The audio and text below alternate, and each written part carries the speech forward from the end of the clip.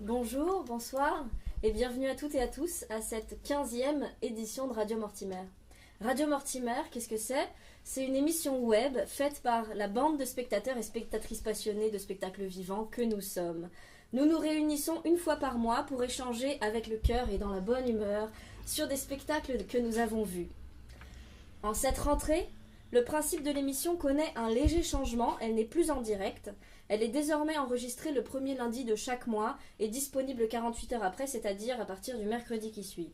On vous mettra les dates sur les réseaux sociaux sur lesquels d'ailleurs vous êtes toujours invités à partager vos réactions au hashtag Radio Mortimer.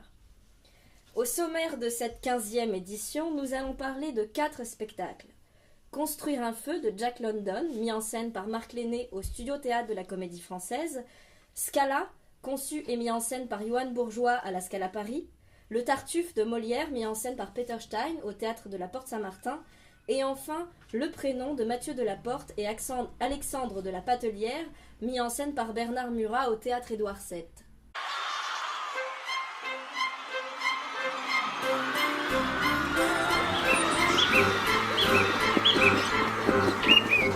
Autour de moi pour parler de Construire un feu, j'ai le plaisir d'accueillir la nouvelle claque Aparté et Mordu de théâtre. Bonsoir. Bonsoir. Alors il faut savoir que Jack London n'était pas qu'un auteur américain, c'était aussi un aventurier qui a participé à la fin du 19e siècle à la ruée vers l'or du Klondike, une rivière du territoire du Yukon située au nord-ouest du Canada. Le terrain était si difficile et les conditions climatiques si extrêmes que sur les 100 000 prospecteurs d'or venus dans la région, seuls 30 à 40 000 d'entre eux ont réussi à s'y rendre. Dans sa nouvelle intitulée Construire un feu, Jack London fait le récit d'un homme qui décide, contre l'avis de tous, de traverser le Klondike, seulement accompagné d'un chien, et qui doit construire des feux pour ne pas mourir de froid. Pour adapter et mettre en scène cette nouvelle, Marc Lenné opte, dit-il, pour une forme chorale et filmique. Sur Twitter, Philippe Chevillet dit « Construire un feu de Jack London mis en scène comme une tragédie arctique par Marc Lenné au studio de la Comédie Française, belle scénographie de contes glacés, fine trouvaille vidéo, mais le jeu des comédiens trop enflammés, parfois outrés, étouffe l'émotion. » Vos réactions ? Moi, je pense vraiment le contraire. Je suis vraiment pour dire que le jeu des comédiens marche bien, mais que la scénographie étouffe le récit. J'ai lu Jack London, je me suis représenté le Klondike, j'ai vu la neige, j'ai vu les arbres, j'ai vu les chiens, j'ai vu le feu. J'ai pas besoin de fausse neige, de faux arbres, de faux chiens, de faux feux sur scène. Au contraire, ça étouffe mon imaginaire et j'ai été vraiment déçue de cette proposition. Mais dans ce cas-là, ça serait juste une lecture. Là, on est dans une mise en scène. Donc c'est vrai que moi, ce que j'ai trouvé intéressant, c'est qu'il nous pousse en fait à poser notre imaginaire à cette construction fabriquée, parce que finalement, on a des petites forêts en miniature. Au centre, on a quand même ces 3 acteurs. On met du temps à comprendre qu'il y a le narrateur, il y a juste le trappeur en fait qui parle pas, qui est presque comme un pantin en fait, actionné à la fois par le narrateur, par le chien qui lui a le droit de parler puisque la mise en scène lui donne la parole, et ce trappeur en fait qui court vers la mort sans pouvoir dire un mot, et on est juste dans ses pensées qui sont très mécaniques en fait. Et donc moi, ce que j'ai trouvé intéressant, c'est qu'il y a à la fois le pouvoir de la fable, effectivement ce que tu dis, c'est-à-dire qu'on rentre dans ce conte, mais en plus on est dans un univers qui est fabriqué mais qui nous pousse à s'imaginer vraiment cette aventure terrible en fait que vit le trappeur.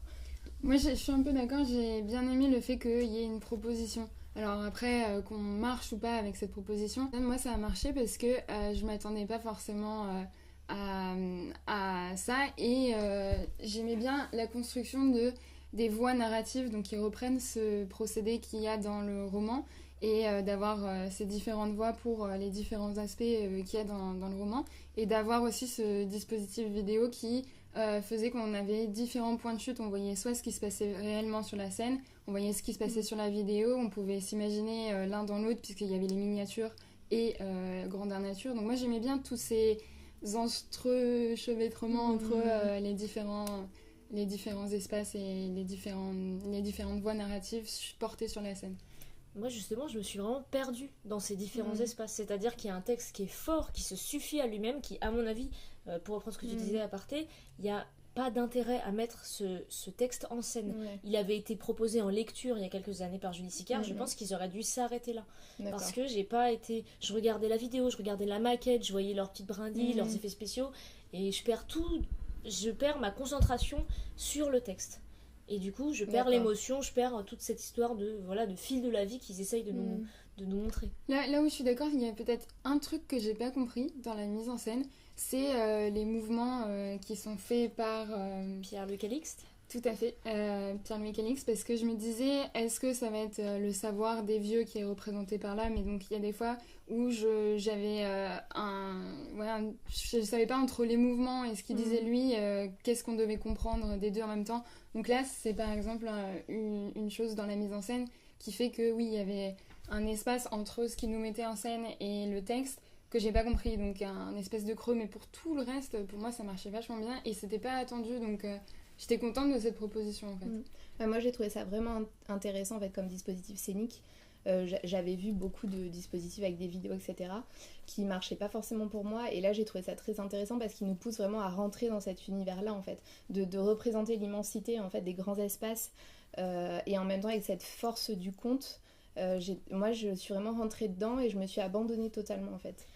À cette histoire et j'ai vraiment vécu ça et surtout le moment justement d'ailleurs c'est ce que disait je crois Philippe Chevillier, il a moins aimé la façon de scander de la part des acteurs certains moments du texte. Moi j'ai trouvé ça merveilleux quand Pierre-Louis Calixte en fait il explique que là il n'arrive plus à tenir l'allumette dans les mains et que c'est la fin en fait. Et ça, j'ai trouvé ça superbe. En plus, il y a un jeu de lumière, etc. Et là, je suis complètement rentrée dans la scène. Il a mis ici des gestes aussi. Ouais. Quand lui, il est censé rester dans le champ de la caméra. Et il fait des gestes qui sont très précis parce que le cadre est vraiment hyper resserré sur sa tête et son mouvement de balancier pour montrer qu'il marche dans la neige. Mais du coup, c'est quand même vachement précis. Et moi, du coup, je trouvais que les deux allaient ensemble et que ça formait quelque chose d'intéressant. C'est une mise en scène très esthétique en fait, mais qui marche pour moi parce que c'est vrai que parfois les mises en scène esthétiques, justement, il y a moins d'émotion. Et moi, pour le coup, alors peut-être, est-ce que c'est parce que c'est Jack London et qu'on est attaché aussi à cette écriture et à cet aventurier, peut-être que c'est ça aussi, et qu'on rentre totalement dans la mise en scène, mais j'ai trouvé que ça marchait là, pour une fois. Vous avez jusqu'au 21 octobre pour aller voir ou revoir Construire un feu de Jack London, mis en scène par Marc Lenné au Théâtre Studio de la Comédie Française. Les représentations ont lieu du mercredi au dimanche à 18h30. Merci à toutes les trois.